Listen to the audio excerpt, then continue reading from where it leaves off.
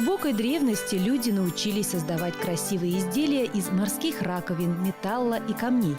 Украшения служили оберегами и сообщали информацию о владельце. Помогали отличить вождя от воина, царя от охотника. Кольца появились еще в Древнем Египте.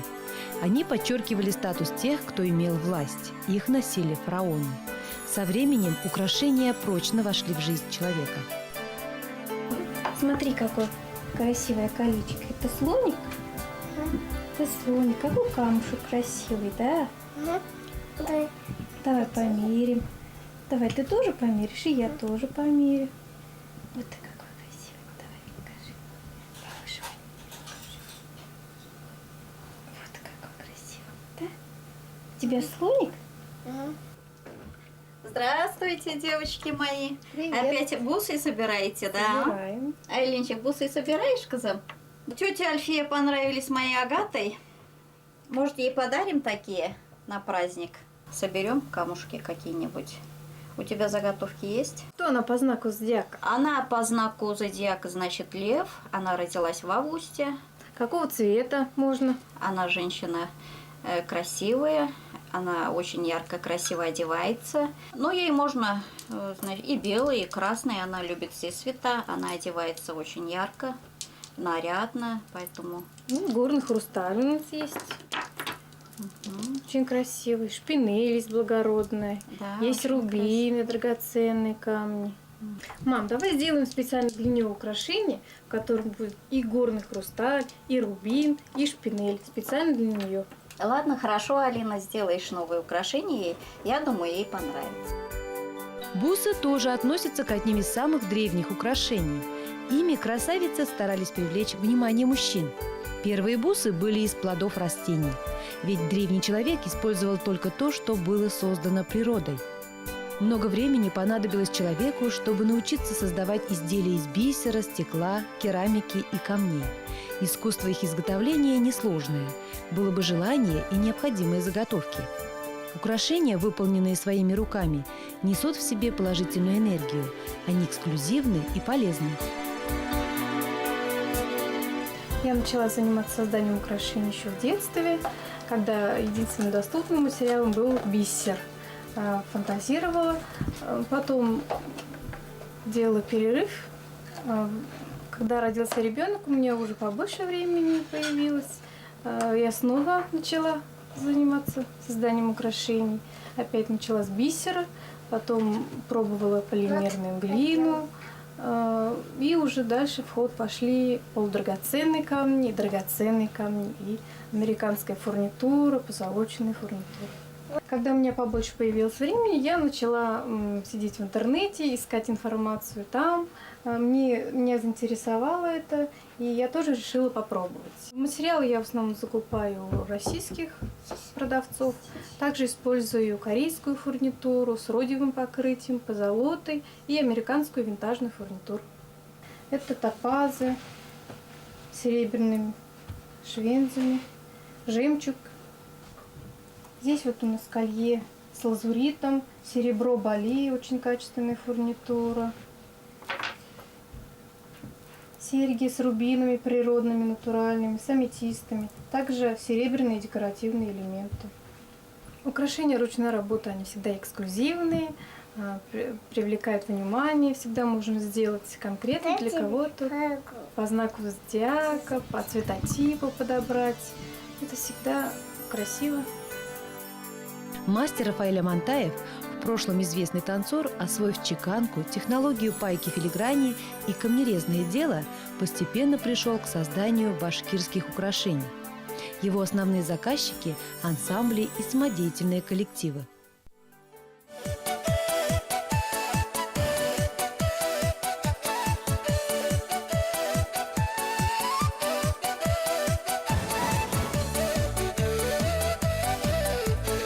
Я в своей мастерской занимаюсь в основном концертно-сценическими украшениями. То есть работа в ансамбле, заказывали пояса, потом девочки начали заказывать браслеты, кольца, челпы, сережки. И то, что на сцене носят и в жизни, немножко отличалось Ну, тем, что немножко утрировано было, сценически, как мы говорили, с 9-го ряда, чтобы оно казалось как натуральное. А потом уже, уйдя на пенсию, закончив курс ювелиров, я уже перешел, начал изучать, выучился изучать изготовление натуральных уже украшений башкирских. В прошлом особо ценились украшения из серебра. В праздничный набор входили ушные подвески, серьги, подбородники, нагрудники, браслеты и кольца. В волосы вплетали монеты на шнурке или тесьме. Чем больше украшений было на женщине, тем состоятельнее она считалась. В старину использовалось для украшений серебро, но так как серебро слишком дорого, и танцевальные коллективы или какие-нибудь театры заказывают там по 16-20 комплектов, исходя из того, что как-то удешевить и сэкономить, я делал под серебро из нержавеющей стали. То есть она со сцены смотрится как натуральное серебряное украшение. Также делал и браслеты, и пояса. Начиналось тоже вот со шпор танцевальных. А потом уже я перешел на мельхиор. Это уже второй этап по изготовлению. То есть много украшений делалось из мельхиора. И сначала украшал их простыми стразами, ну, которые продаются, стекляшки. Но аппетиты росли, требования росло, хотелось большего. Перешел на эмаль, вот это эмалированное, ну и плюс начал уже делать изделия из натурального камня. Старинные национальные украшения давно уже стали семейными реликвиями и теперь передаются только по наследству. Хорошо, что есть мастера, чьи искусные руки научились воссоздавать даже самые сложные ювелирные изделия. Начиналось все в 5 классе, когда папа принес с работы лист, простой лист меди и изготовленный самодельным способом затвертки такой давильный чекан. Научил, как наносить рисунок через копировальную бумагу, ну и как выдавливать на листе резины. Ну и потом, когда возникали вопросы в подарках, папа говорил: зачем ты мне деньги спрашиваешь? Вот у тебя есть металл, есть образцы эскизов, чекань и дари. Ну и пошло-поехало. Вот у меня некоторые работы сохранились еще с того времени, которые я дарил родителям. Вот хочу показать. Вот, и также это увлечение перешло и в дальнейшем уже и в армии я чеканил, я оформлял стенды, красные уголки чеканкой. Для чеканки мастер использует листовой металл, чеканный и молоток, внешне напоминающий сапожный. Рисунок на металле выбивает многократными ударами молотком. Придает изделию объем, используя деревянные приспособления.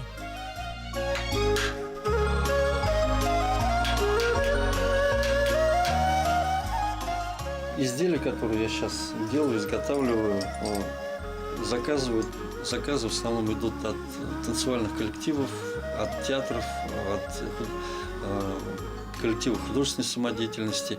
Ну и сейчас уже благодаря нашему великому интернету мои изделия есть выложены в интернете. Уже частные заказы для себя, для подарков заказывают или мужья женам, или родители детям. Ну и сами для себя любимых женщины заказывают. Рафаэль Амантаев научился изготавливать не только украшения для женщин, но и детали одежды для мужчин. 2 года назад судьба свела меня с военно-историческим клубом, который называется сейчас «Любизар». Это военно-исторический клуб 1-го конного башкирского полка. И уже для них я начал делать изделия, приближенные к тому времени, в котором одевались, ходили наши воины в войне 1812 года. Но это изучая гравюры, изучая историю, изучая вот записи, летописи, ну, настольная книга Руденко у нас у всех. И там такой кладезь для творчества дальнейшего, который я хочу вот и в дальнейшем использовать в своей работе. Также, ну, военно-исторический клуб занимается не только историей, например, 1812 года. Сейчас реконструкция будет посвященная Шаймуратову генералу. Пояс тоже украшение. Он всегда был важной деталью костюма. Пояса богатых людей изготовлялись из дорогих материалов и камней. В изготовлении этих поясов использовалась чеканка, потом метод пайки, филиграни, скани для установки камней. То есть и освоил камнерезное мастерство, чтобы делать из яшмы, сердолика, бирюзы вот эти вот камни, украшения. Вот здесь еще побогаче. Здесь тоже чеканка, травление и филигрань, скань для кастов, для установки камней. Ну, еще следующий этап, тут сложнее, который использовался в башкирских украшениях, это скань-филигрань, которая делается из витой проволоки. И витая проволока орнаментом напаивается на основу на браслет и еще украшается зернью. Ну и плюс плетение национальной проволоки, которая применялась у нас, и с цепочкой соединены кольца, которые одеваются на пальцы. Это уже вот следующий этап, как творчество, изготовление украшений.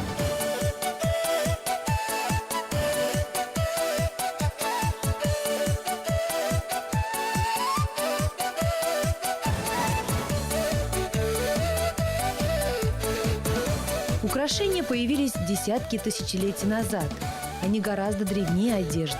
Сейчас они не только важная часть национального костюма, но также служат прекрасным дополнением к праздничной и повседневной одежде.